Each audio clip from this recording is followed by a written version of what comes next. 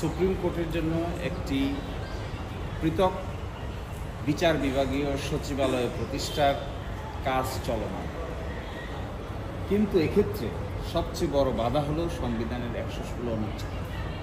সংবিধানের ১১৬ অনুচ্ছেদ যতদিন থাকবে ততদিন পর্যন্ত স্বাধীন বিচার বিভাগ প্রতিষ্ঠায় এবং একটি পৃথক বিচার বিভাগীয় সচিবালয় প্রতিষ্ঠার পথে বাধা থাকবে।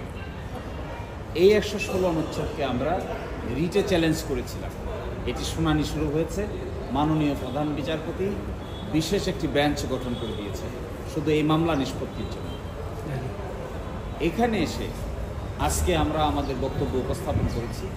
আমরা প্রথমেই বলেছি যে আমাদের মূল সংবিধানে ১১৬ অনুচ্ছেদের ছিল যে অধস্তন আদালতের শৃঙ্খলা, বদলি এবং তাদের পদোন্নতি সব কিছু ন্যস্ত থাকবে সুপ্রিম কোর্টের দ্বারা, কিন্তু চতুর্থ সংশোধনীর মাধ্যমে এটি ন্যস্ত থাকবে রাষ্ট্রপতির উপরে এই বিধান করা হয়।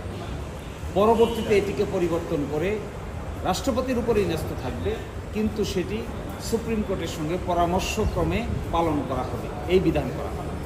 আমরা চেয়েছি অরিজিনাল সংবিধানের যে বিধান ছিল, অর্থাৎ অধস্তন আদালতের বদলি, তাদের আচরণবিধি, তাদের পদোন্নতি এবং শৃঙ্খলা সব কিছুই ন্যস্ত থাকবে সুপ্রিম কোর্টের উপরে।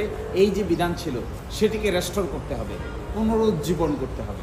একই সাথে যে ডিসিপ্লিনারি রুলস বা শৃঙ্খলা বিধি করেছেন ২০১৭ সালে, এই ২০১৭ সালে করা শৃঙ্খলা বিধিতে আইন মন্ত্রণালয়কে অধস্তন বিচারকদের উপর খবরদারি করার সকল ক্ষমতা দেওয়া হয়েছে উপযুক্ত কর্তৃপক্ষের নামে।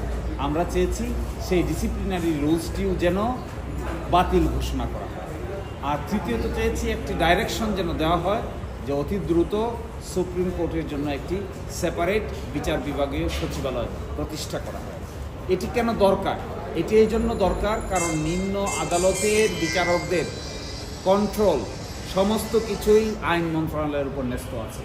আপনারা যে দেখেন গভীর রাতে আদালত বসিয়ে সাজা দেওয়া, কিংবা একদিনে ১৭ জন সাক্ষী নিয়ে নেওয়া, কিংবা গোপন জায়গা থেকে আদেশ আসা, এসব কিছুর মূলে থাকে আইন মন্ত্রণালয়ের খবরদারি। এই জন্য আইন মন্ত্রণালয়ের খবরদারি থেকে তাদেরকে যদি প্রকৃত প্রস্তাবে স্বাধীন করে দেওয়া যায়, তাহলে বাংলাদেশের বিচার বিভাগ, অধস্তন এবং ঊর্ধ্ব বিচার বিভাগ দুটোই স্বাধীনতার প্রকৃত স্বাদ উপভোগ করতে পারবে, মানুষ উপকৃত হবে। নিম্ন আদালতেই ন্যায় বিচার পাওয়া যাবে। এইখানে নিম্ন আদালতে উপর থেকে কোনো অভিনাজিল হবে না। কোনো রাজনৈতিক সরকার চাইলেই সকালে বিকালে